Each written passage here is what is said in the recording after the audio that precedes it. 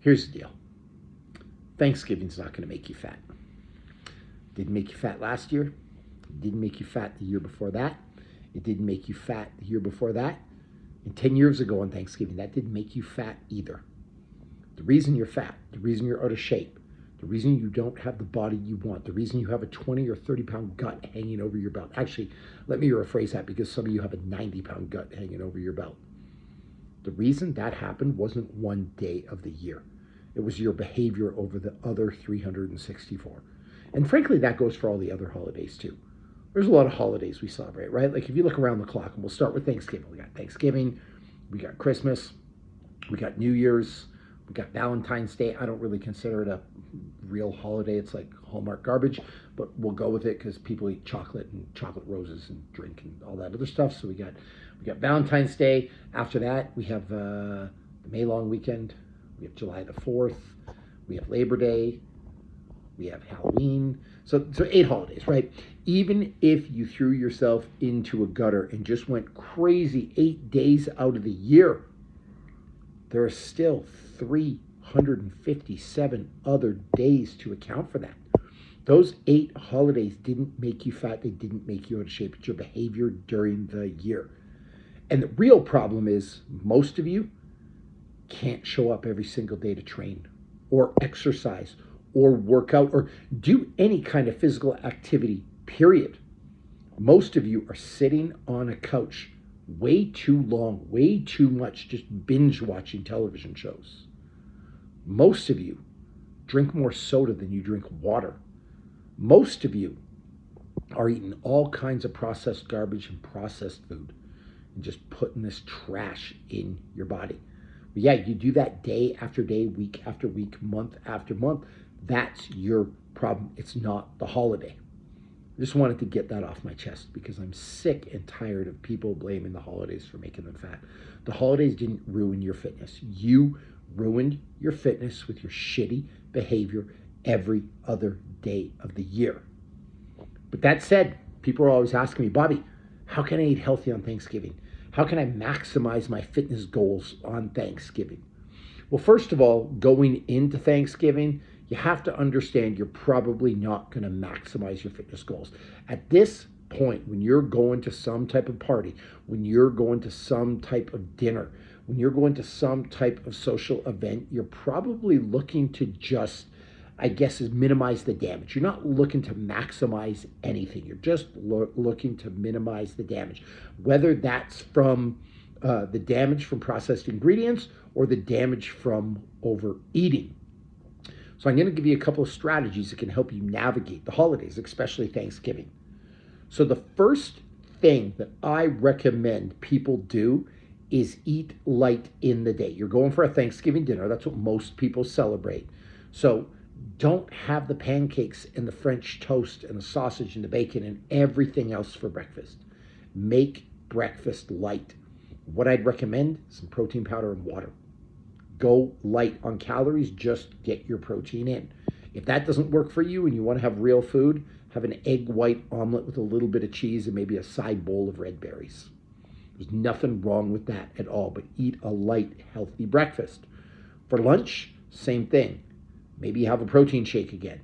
Maybe you have a little bit of chicken and arugula. Maybe you have 4 or 5 ounces of steak and a side salad. But don't go crazy. Don't fill your face with bread. Don't fill your face with rice. Don't fill your face with potatoes or chips or cookies or popcorn or candy or ice cream or whatever else you normally eat for lunch. Have a nice light lunch. So going into Thanksgiving dinner, you're already a little down on calories. Now you can let loose. So if you overeat, it's not a big deal. And even if you go in starving, and even if you pack away 5,000 calories at dinner, the damage isn't going to be that great. Like just if you do like a math number, a lot of people need, we'll say 2,000 calories a day or 2,500 calories a day. If you're already light going into Thanksgiving dinner and you're only at 1,000, you still need 1,500 calories for the day. So even if you eat 5,000 calories, which is an insane amount of food at Thanksgiving dinner, that's 3,500 extra calories total. If you follow the math I was putting down, extra.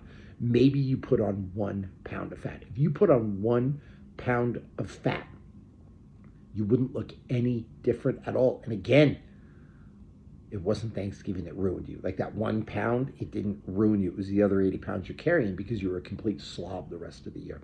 So that's the first thing. Eat light for breakfast, eat light for lunch, and then you can let loose at dinner a little bit. Now, at dinner, you don't have to eat everything your host is serving. You don't have to put everything in your mouth. So think about like a typical Thanksgiving spread, right? Like you walk in, there's bowls of Doritos, there's bowls of Lay's, there's bowls of trail mix. Like you don't have to eat any of that stuff. And by the way, I don't want to eat that stuff. Like if you invite me over for dinner, you better go above and beyond to make sure I have just a world-class experience. Like I want some James Beard shit, some Michelin star shit. Don't just get stuff out of a bag and throw it in a Tupperware bowl and expect to please me. Like put some effort into your damn appetizers. But you think about a typical appetizer spread, right? People have got chips, people have got candy, people have got trail mix, people have got bread. They also usually have some type of charcuterie board. So fill up on the salami, fill up on the cheese, fill up on the Marcona almonds, fill up on that stuff that's actually got some substance, that's actually got some vitamins and minerals and nutritional value and protein. I will go for that over the Doritos any day of the week. And here's the thing, it's also better. Like you can't tell me that you'd actually take a bag of Doritos over like some really good supersada salami and some burrata cheese and some Marcona almonds. Like nobody does that. So here's the thing. Eat the clean stuff. If there are chicken meatballs, if they're turkey meatballs, eat those. If there are little steak skewers, eat those. Like make just a healthier, better choice for the appetizers. Or if all there is junk, if that's the best your host can do, then just skip the junk completely. And now it comes to dinner, and we're going to go over a hierarchy of just typical Thanksgiving meals, right? So your tier one foods, the ones you want to fill up on, are prime rib and turkey. Like get me some meat, get me some protein, get me some vitamins and minerals, get me some non-processed, delicious food that's right from the earth. I always say when it comes to eating, you got to be able to murder it or you got to be able to pluck it from a tree. So the number one thing that you're going to want to fill up on is meat. I'd rather you have double the meat and half the potatoes. I'd rather you have double the meat and half the pumpkin pie. I'd rather you have triple the meat and then no potatoes and no pumpkin pie. So your tier one foods are meat.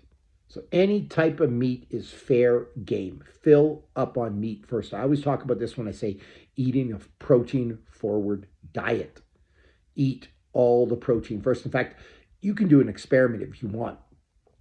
Make like 4 little slider burgers for lunch or make a steak for lunch, like a 10-ounce steak. While you're cooking the steak, eat rice.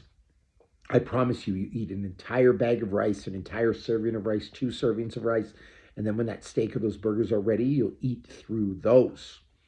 On the other hand, eat your whole steak first. Eat that 10-ounce ribeye, then wait 5 minutes, and then go to eat rice. Chances are you won't even want any, or you'll just have a couple of bites. So that's why I say go for a protein-forward diet. Eat your protein first. So those are your tier one foods on Thanksgiving. Your tier two foods are the sides that are the least processed. It's like a mashed potato, which, hopefully you're not making mashed potatoes from a box. Hopefully you're not one of those people and you're actually making real mashed potatoes. But there's nothing wrong with a little bit of mashed potato with like real cream or real butter. Maybe sweet potato. There's nothing wrong with sweet potato. Maybe somebody does some roasted carrots. Have some roasted carrots. Again, pick stuff that actually came from the earth. Those are your tier two foods.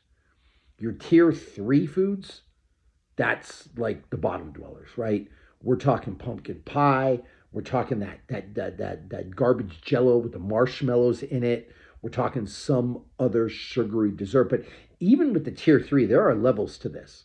Like I have no problem eating a real homemade pumpkin pie. I won't eat a pumpkin pie that you bought from the store. You know what I mean? Desserts. If there's real ice cream, and I always use ice cream as an example because it's just a really a good clarification on ingredient quality. If you get me some Haagen-Dazs vanilla And the ingredients of that are cream, egg yolk, vanilla bean, and cane sugar. Yeah, I'll have a bowl of that. If you get me some Blue Bunny brand from the Walmart that's got 19 million chemicals in it, I'm not eating that. So even if you go down to tier three, make sure you're eating the best of the best. So really, when you go for Thanksgiving dinner, like don't load up on appetizers unless it's like real food, right? Then fill up a big plate full of turkey or full of meat. Put a little bit of the tier two on there, a little bit of potato, a little bit of carrot. And then if you still want tier three, just make sure it's the higher quality tier three. If that's what you do on Thanksgiving, you will be way further ahead than if you didn't do that. Same thing goes for booze. Drink only top shelf. If you're a tequila person, don't drink Jose Cuervo. Drink something that's 100% agave. Have a Terramana, maybe some Don Julio, maybe some Patron, but make a good top shelf booze choice. Don't fill it with mix. Like, listen, if you have a really good tequila, don't ruin it by like using the sugary mix garbage. For example, you make a margarita. When I make a margarita, 1 part tequila, 1 part real oranges, fresh squeezed oranges, like I juice them myself, 1 part lime, and then maybe a little bit of cane sugar or a little bit of agave syrup. Like that's it. That's what you want to drink, not this TGIF margarita mix. It's just filled with all kinds of garbage sugar. If you're having whiskey, drink a really good whiskey. You can just drink straight over ice. Don't be putting Coca-Cola in it or Pepsi or anything else. Like oftentimes it's the mix that will kill you. Actually, you could do an experiment. Like one of these Saturday nights, just have 6 shots of booze and see how you feel. So just 6 shots of whiskey and then see how you feel the next day. The next Saturday, drink 6 shots of whiskey mixed with 6 cans of Coca-Cola. The next Saturday, just drink 6 cans of Coke. I promise you, drinking 6 cans of Coke will make you feel as bad as the alcohol. Like that's the stuff that kills you. So drink top shelf and don't mix. Another thing that I see broken a lot is cinnamon whiskey, right? And there's a brand called Fireball that uses all kinds of chemicals in it. On the other hand, there's a company out of Utah. It's called Clearwater. When they make their cinnamon whiskey, they use real cinnamon to flavor it. So pick that brand. Like just be discerning with what you put in your body. And then going into the holidays, if you eat good food, pure food, non-processed food, you will be doing a lot better. That's one way that you can really enjoy the holidays and still look after your health. And the final thing I'll say before I end this video is I'm not even asking you to suffer. I've said this before, I'll say it again. I'm asking you to eat like you're at a Michelin star restaurant.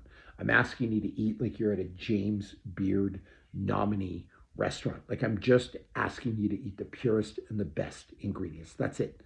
You're not suffering. You're not miserable. In fact, I'm asking you to eat better. Better for taste, better for enjoyment, and better for your health. That's all you got to do. So going into this holiday season, going into this Thanksgiving, enjoy yourself a little bit. Have fun. Let loose a little bit. Remember, this one day of the year didn't make you fat. It didn't ruin all your fitness goals. And just because it's a holiday doesn't mean you have to go slumming with the lowest of the low. Still treat your body right. Still treat your body well. Eat the best food you can get and enjoy the hell out of it.